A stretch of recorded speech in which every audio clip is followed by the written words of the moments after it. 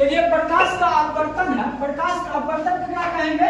तो प्रकाश का अपवर्तन होता है जब प्रकाश की किरण एक माध्यम से दूसरे माध्यम में जाती है तो क्या करता है, अभिलंब से दूर होती है या अभिलंब की ओर मुड़ जाती है। यही घटना को हम क्या कहते हैं? प्रकाश का अपवर्तन कहते हैं। ठीक है, प्रकाश का अपवर्तन का भी दो नियम होता है। ठीक, तो इसमें कहा गया है अपवर्तित मतलब अपवर्तित किरण, अपरावर्तित किरण और डाला गया लंब, तीनों एक ही तल में होते हैं। ठीक है, अपवर्तित कोण बराबर परावर्तित कोण, अपतित कोण अनुपात परावर्तित कोण जो होता है वो जो होता है उसको कहा जाता है स्नेल का नियम, यानी sin i बटे sin r इक्वल टू क्या हो जाता है? म्यू हो जाता है। और इसी म्यू को हम क्या कहते हैं?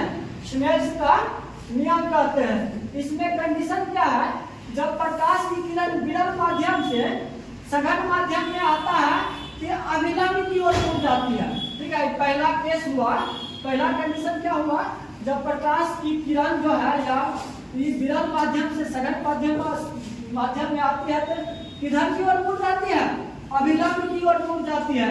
जब सघन माध्यम से विरल माध्यम में जाती है तो कहा जाता है क्या करती है? अभिलंब से दूर हो जाती है। और यही प्रकाश का अपवर्तन है जो कुछ उदाहरण है, जैसे सिक्का का पानी में उठा हुआ प्रतीत उसका आभासी प्रतिबिंब, तारा का टिमटिमाना यदि किसी बाल्टी में छत को रख देंगे तो टेढ़ा प्रतीत होता है। यही सब होता है अपवर्तन के कारण इसका होता है। एक होता है अपवर्तनांक। अपवर्तनांक क्या करता है? अपवर्तनांक काम करता है सबसे ज्यादा इसका काम होता है प्रकाश की चाल को निर्धारण करने में। किसका काम होता है? अपवर्तनांक का काम होता है। तो अपवर्तनांक बराबर होता है क्या? निर्वात में प्रकाश की चाल बटे उस माध्यम में प्रकाश की चाल के अनुपात को ही हम अपवर्तनांक कहते हैं। और अपवर्तनांक का काम क्या है? प्रकाश की चाल को निर्धारित करने में, यानी तरंगदैर्घ्य को कंट्रोल करने में किसका काम होता है? यही अपवर्तनांक का काम होता है। और कहता है कि जैसे ही अपवर्तनांक ज्यादा होगा जिस चीज का, जिस रंग का, जिसका, उसका क्या होगा? स्पीड क्या होगा? कम होगा।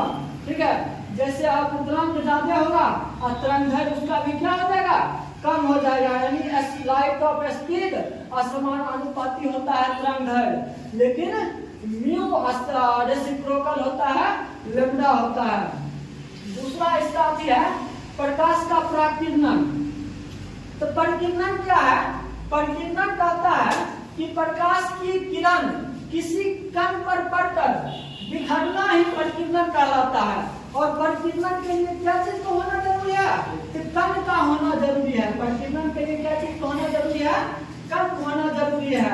और यही कहा जाता है जिसका तरंगदैर्घ्य कम होगा उसका जो है प्रकीर्णन सबसे ज्यादा होगा।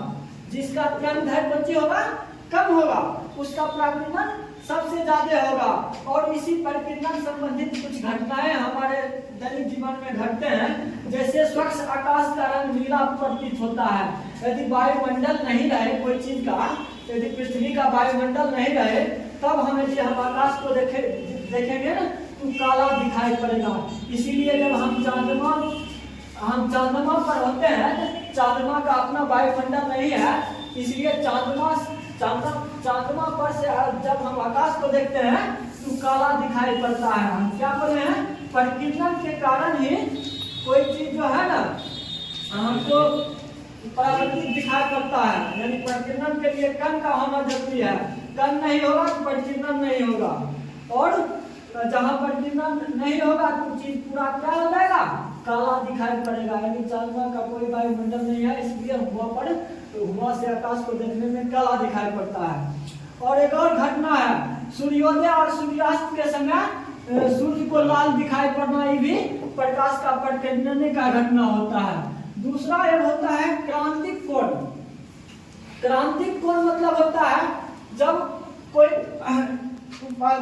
कोई किरण, ठीक है, मतलब एक माध्यम से दूसरे माध्यम में जाता है तो अभिलंब के साथ जब 90 डिग्री के कोण से मुड़ जाता है तो उसी मान को हम कहते हैं क्रांतिक कोण कहते हैं। और दूसरा होता है पूर्ण आंतरिक परावर्तन।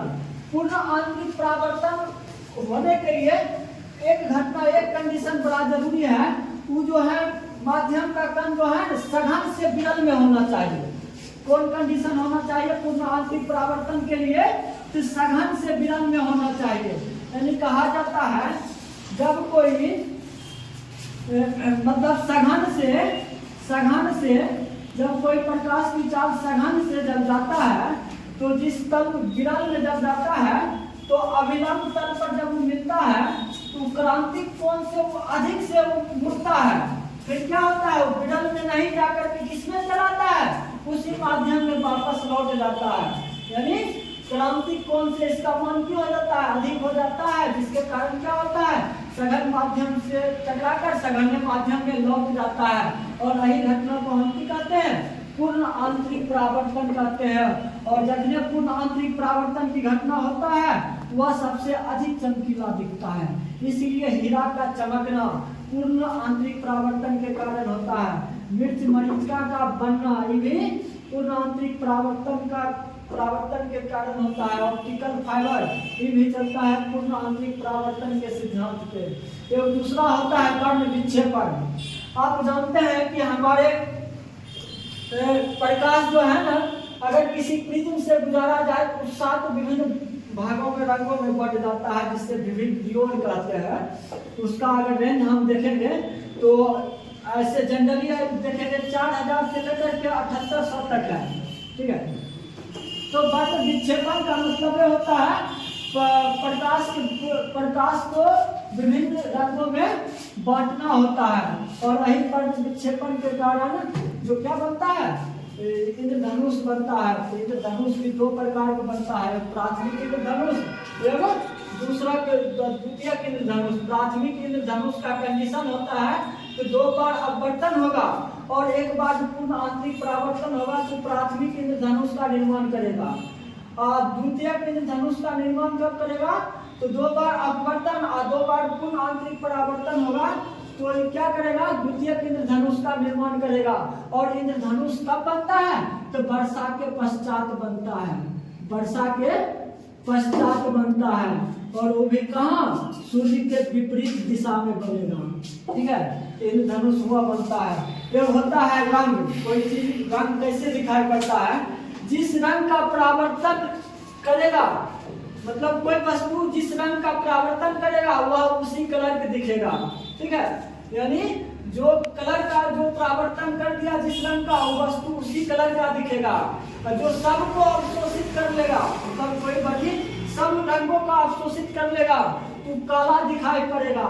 और जो सबको परावर्तित कर देगा वह सफेद दिखाई पड़ेगा।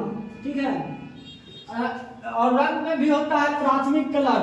प्राथमिक कलर को लाल, हरा, नीला को हम प्राथमिक कलर कहते हैं। किसी 2 या 2 से अधिक रंगों से मिलकर नहीं बना होता है। होता है द्वितीयक रंग होता है। द्वितीयक रंग जो होता है 2 या 2 से अधिक रंगों से मिलकर जो रंग बनता है उसको द्वितीयक रंग कहते हैं।